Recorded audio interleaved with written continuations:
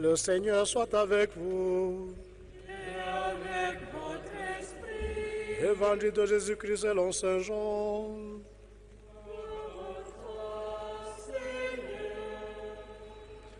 Jésus était passé de l'autre côté du lac de Tibériade, appelé aussi mer de Galilée. Une grande foule le suivait parce qu'elle avait vu les signes qu'il accomplissait en guérissant les malades. Jésus gagna la montagne et là il s'assit avec ses disciples. C'était un peu avant la Pâque, qui est la grande fête des Juifs. Jésus leva les yeux et vit qu'une foule nombreuse venait à lui. Il dit à Philippe: où pourrions-nous acheter du pain pour qu'ils aient à manger?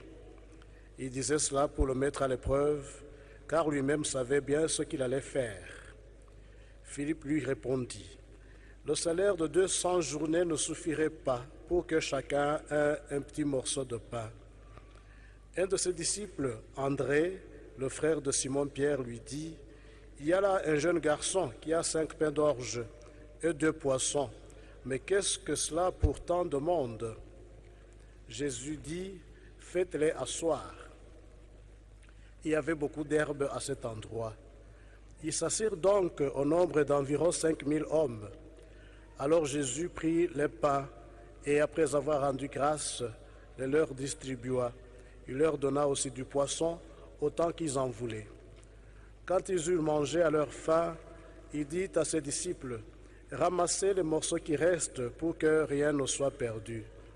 Ils les ramassèrent et ils remplirent 12 paniers avec les morceaux qui restaient des 5 pains d'orge après le repas.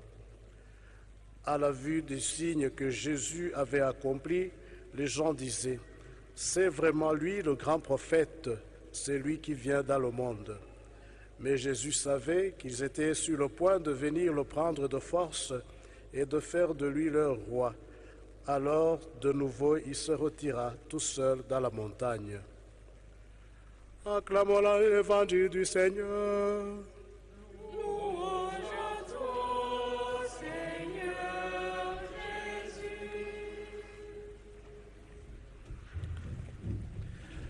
La première lecture que nous avons suivie, où le prophète Élisée a multiplié les pains pour 100 personnes qui étaient affamées pendant la période de famine, préparait nos esprits à recevoir l'évangile que nous venons de suivre, où Jésus aussi fait la multiplication des pains comme un signe important qui accompagne sa prédication. Cet évangile nous dit que Jésus, il est suivi par une foule qui est assoiffée, qui est affamée, surtout de la parole de Dieu. L'évangile nous dit que les gens suivaient parce qu'ils avaient vu des signes. Quand il a guéri les malades, quand il a ressuscité les morts, alors son enseignement était affermi par ces signes. Et voilà que de nombreuses personnes suivent Jésus, non seulement parce qu'ils veulent voir ces miracles, mais parce qu'ils veulent être enseignés par lui. Ils veulent être nourris par Jésus, être nourris par sa parole, être vraiment raffermis dans leur foi. Ils ne pensaient pas que malgré leur nombre, Jésus allait les nourrir. Mais Jésus, comme bon pasteur, quand il les voit, il voit qu'ils sont affamés, non seulement de cette parole, mais aussi ils ont une faim physique. Et voilà qu'il ne peut pas supporter de les voir souffrir. Alors, c'est ainsi qu'il demande si on pouvait acheter du pain pour leur donner.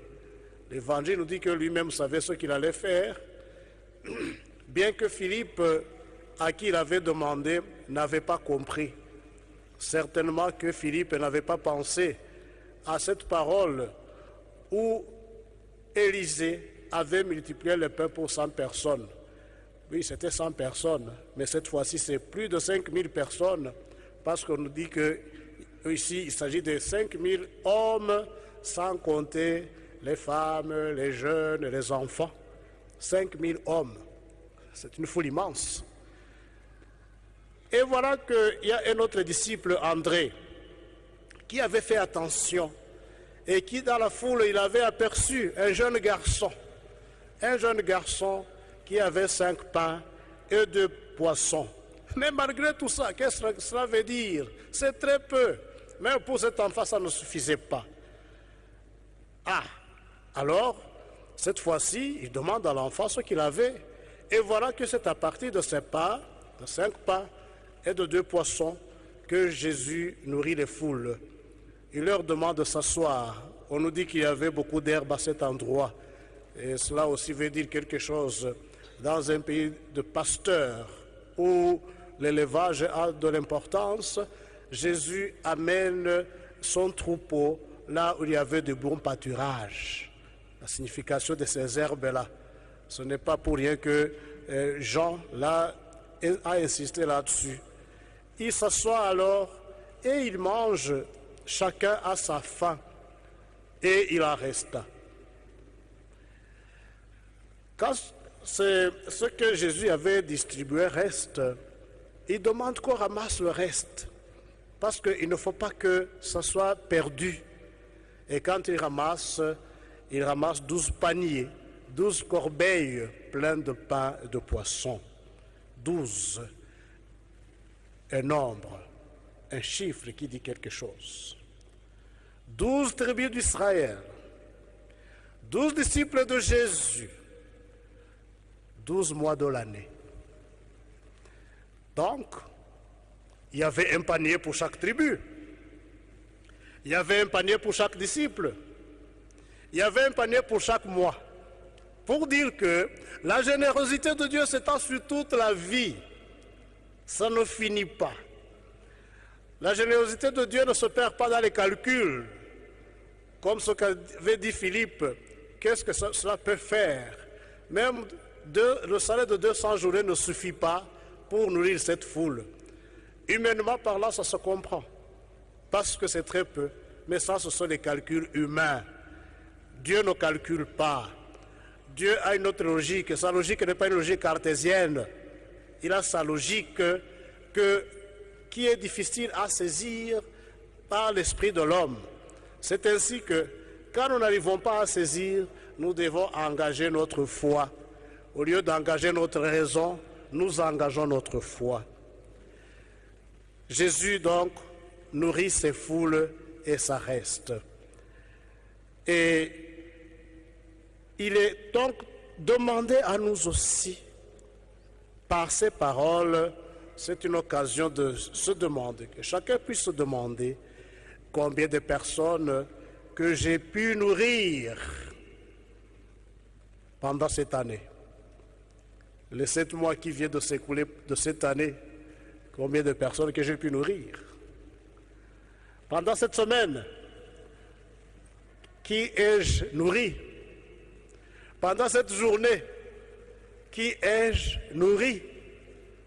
Alors, ça nous permettra de prendre des dispositions nécessaires pour que aussi, dès aujourd'hui, dès la fin de cette messe, nous puissions aussi participer à la multiplication des biens que Dieu nous a donnés. Il ne s'agit pas de beaucoup de choses pour faire du bien, parce que nous voyons qu'avec 5 pains et 2 poissons, Jésus a nourri plus de 5 000 hommes. Pour faire du bien, ce n'est pas qu'on a de grands biens, mais par le peu, à partir du peu qu'on a, Dieu multiplie. Et quand on donne, ce n'est pas qu'on perd, mais on gagne. Il est question que à notre tour, nous ouvrions nos mains, mais d'abord les mains de notre cœur. Nous ouvrions nos mains pour donner, comme ce petit garçon qui n'a pas voulu s'attacher à ses pains et à ses poissons. Il n'a pas dit sur mes provisions, si je les donne, qu'est-ce que je vais devenir? Non. Le petit garçon a donné et le petit garçon a participé à la multiplication des pains.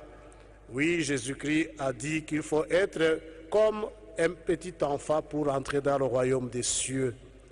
Les adultes étaient là, ils n'avaient pas manifesté qu'ils avaient ces pains et ce poisson, mais un petit enfant Nous devons avoir le cœur d'un petit enfant pour participer au salut du monde, pour participer au rachat du monde. Nous devons toujours rester à la disposition de Dieu, comme ce garçon qui a mis tout ce qu'il avait à la disposition de Dieu pour qu'il puisse nourrir les hommes. Notre cœur doit être ouvert à la disposition de Dieu. Nous devons être généreux, comme Dieu lui-même. Aujourd'hui, la notion de générosité perd toujours sa valeur, parce qu'on voit que nous faisons beaucoup plus de place à l'égoïsme, à l'égocentrisme. On ne veut pas partager. Alors que, en tant que chrétiens, nous sommes appelés au partage. Jésus partage ce pain, ce poisson. Il mange avec eux, avec ceux qui le suivaient. C'est un signe de fraternité.